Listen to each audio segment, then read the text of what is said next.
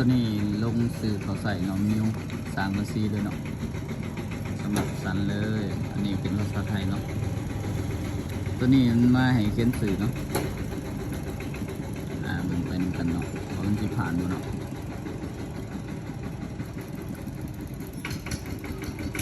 สื่อบ่ใส่นามสกุลมันก็ได้อยู่วะใส่นามสกุลก่อนเนาะใส่ไปแล้วเด้ออันนี้เขาใส่เป็นภาษาไทยเนาะทางที่ดีต้องใส่เป็นภาษาอังกฤษเนาะตัวนี้เขาใส่ปี1900เก่าๆเนาะปึ๊บไปมันสิให้ผ่านอยู่บ่มาวันนี้มันให้เลือกเนาะเขาสิเลือกเป็นตัวที่2เนาะรหัสก็ใส่เป็นภาษาอังกฤษนำหน้าเนาะแล้วก็ตามด้วยเนาะไปในตัวรหัสนี้ไฟหมักเลยได้กระตังไปเลยเนาะตัวนี้จะผ่านบ่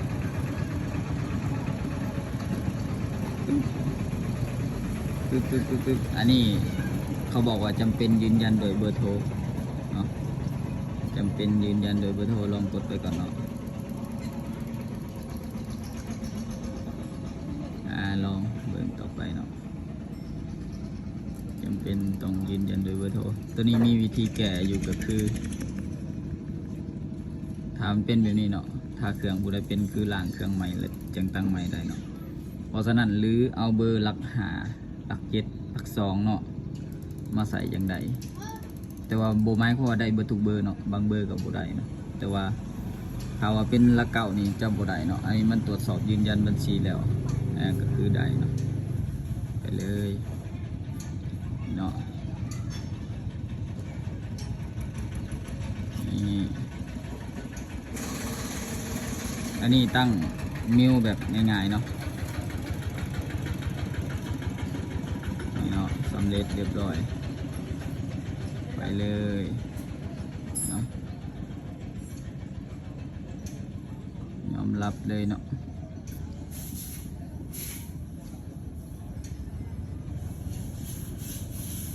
ยอมรับไปเลยตอนนี้ใช้เวลาหน่อยนึงเนาะนี่เนาะมาแล้วเขาอยากอัปเดตยังกับพิมพ์ลงใส่นี่เลยเนาะตอนนี้เขาสิอัปเดตเป็น Messenger เนาะเขียนตัว M เนาะมันดันขึ้นมานี่เนาะนี่ขอบใจหลายๆเนาะที่ติดตาม